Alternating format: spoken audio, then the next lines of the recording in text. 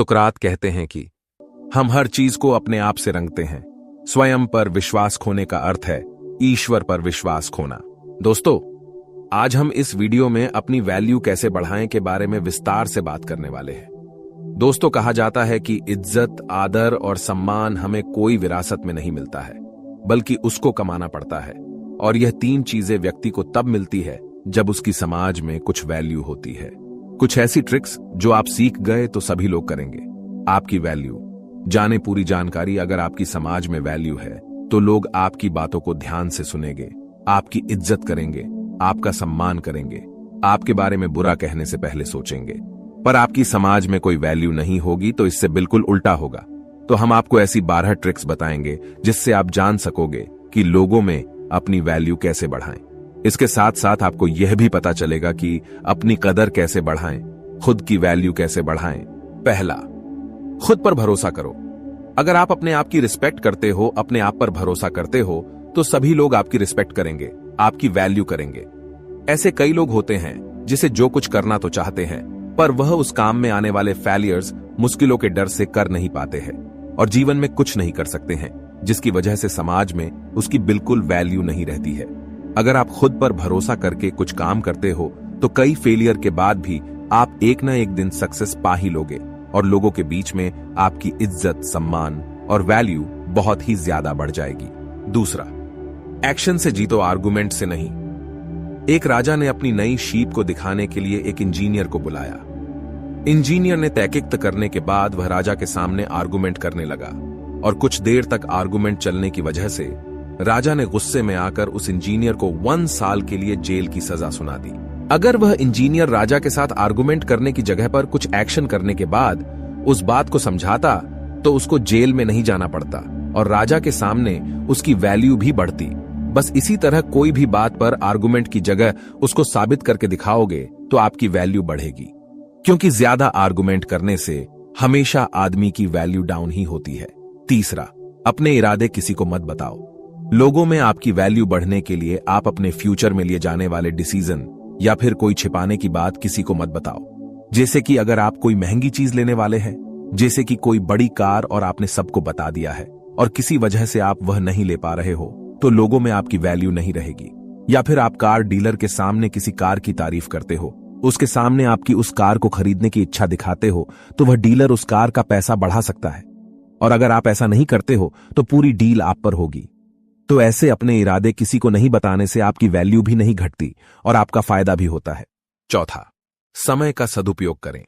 समय का सदुपयोग करना एक महत्वपूर्ण कौशल है जो आपके जीवन में सफलता और खुशियों को प्राप्त करने में मदद करता है। सदुपयोग का अर्थ है समय को ठीक तरीके से प्रबंधित करना और उसका उचित उपयोग करना। एक अच्छे समय प्रबंधन का मतलब है कि कैसे आप समय को खर्च करते हैं, उसे प्राथमिकता देते हैं और उसमें उचित वित्तीय, शारीरिक और मानसिक विकास के लिए उपयोग करते हैं। समय का सदुपयोग करने के लिए निम्नलिखित तरीके उपयोगी होते हैं। अपने लक्ष्यों का निर्धारण करें। समय का सदुपयोग करने का पहला कदम है अपने लक्ष्यों को स्पष्ट करना। आपको जानना होगा कि आप वास्तविकता में क्या प्राप्त करना चाहते हैं और उसे प्राप्त करने के लिए कैसे समय का उपयोग कर सकते हैं। इससे आपको विलंब नहीं होगा और आप अपने लक्ष्य की दिशा में जल्दी से आगे बढ़ सकते हैं। तार्किक निर्णय लें। समय का अच्छे से प्रबंधन करने के लिए तार्किक निर्णय लेना महत्वपूर्ण है। आपको उन कामों को पहचानना होगा जो आपके लक्ष्यों की प्राप्ति में आपको सबसे आगे ले जाते हैं और उन्हें प्राथमिकता देना होगा। ध्यान रखें कि आप अपने समय को व्यर्थ और असार कामों में न खोएं। पांचवा, नए सीखने के अवसर ढूंढें। नए सीखने के अवसर ढूंढना आपके व्यक्तिगत और पेशेवर विकास में महत्वपूर्ण भूमिका निभाता है। नए सीखने के अवसर ढूंढना यह माना जाता है कि आप नए कौशल, ज्ञान और अनुभव प्राप्त करके खुद को समृद्ध करते हैं और अपने लक्ष्यों की प्राप्ति की ओर एक सकारात्मक प्रगति करते हैं। उत्साह और खोज करें। नए सीखने के अवसरों को पहचानने के लिए आपको उत्साह और खोज रखना होगा। यहां तक कि आपके रोजमर्रा के जीवन में होने वाली छोटी छोटी चीजों में भी सीखने का अवसर होता है। नए कौशल और ज्ञान को ढूंढने के लिए आपको संदर्भ खोजने में सक्षम होना चाहिए, जैसे वेबसाइटों, पुस्तकों, यूट्यूब वीडियोज, सेमिनार्स या कोर्सेज और वर्कशॉप्स का भागीदार बने। आपने अपने क्षेत्र में उच्च स्तरीय अध्ययन के लिए कोर्सेज और वर्कशॉप्स का भागीदार बनना शुरू कर सकते हैं। ये आपको नए ज्ञान के साथ साथ लोगों के साथ भी जोड़ेंगे जो आपके क्षेत्र में विशेषज्ञ हैं और आपसे अधिक सीख सकते हैं। छठा, अनुशासन में रहना। अनुशासन में रहना एक व्यक्ति के जीवन में समृद्धि और सफलता के लिए महत्वपूर्ण गुण है। अनुशासन का अर्थ होता है अपने जीवन को नियंत्रित करने, संयमित और उचित ढंग से काम करने की क्षमता है। यह व्यक्ति के व्यवहार, विचार और कार्यों को सुचित्र रखने में मदद करता है। यहां कुछ मुख्य तत्व हैं जो अनुशासन में रहने को समझाते हैं। समय के प्रबंधन। अनुशासन में रहने का पहला महत्वपूर्ण तत्व है समय के प्रबंधन का। समय को सभी कार्यों को उचित ढंग से करने में उपयुक्त रूप से बांटना चाहिए ताकि किसी भी कार्य को पूरा करने में कोई देरी न हो। स्वयं नियंत्रण। अनुशासन में रहने का मतलब है अपने स्वयं को नियंत्रित करना। यह व्यक्ति को विभिन्न आवश्यकताओं के अनुसार अपने व्यवहार और फैसलों को समझने में मदद करता है। नियमों का पालन करना। अनुशासन में रहने का एक महत्वपूर्ण तत्व है नियमों और नियमितता का पालन करना। नियमों के अनुसार जीवन जीना व्यक्ति को संशोधित और विनम्र बनाता है। ध्यान और समर्पण। अनुशासन में रहने के लिए ध्यान और समर्पण की आवश्यकता होती है। यह व्यक्ति को अपने कार्यों को एकाग्र करने और उन्हें सफलतापूर्वक पूरा करने में मदद करता है। सातवां, स्वस्थ रहें। स्वस्थ रहना शारीरिक और मानसिक स्वास्थ्य को सुरक्षित और समृद्ध रखने का एक अहम अस्पताल है। यह संपूर्ण तौर पर स्वस्थ जीवन शैली के पालन के माध्यम से संभव होता है। शारीरिक और मानसिक स्वास्थ्य एक दूसरे से गहरे रूप से जुड़े हुए होते हैं और दोनों के संतुलन पर आपका पूर्ण विकास और आनंदित जीवन निर्भर करता है। नियमित व्यायाम। नियमित शारीरिक गतिविधियों का संपन्न करना आपके स्वास्थ्य के लिए फायदेमंद है। यह आपके मांसपेशियों को मजबूत रखने, मोटापे को कम करने, हृदय के स्वास्थ्य को बेहतर बनाने और मानसिक तनाव को कम करने में मदद करता है। सही खान-पान। संतुलित आहार खाना आपके शारीरिक और मानसिक स्वास्थ्य के लिए महत्वपूर्ण है।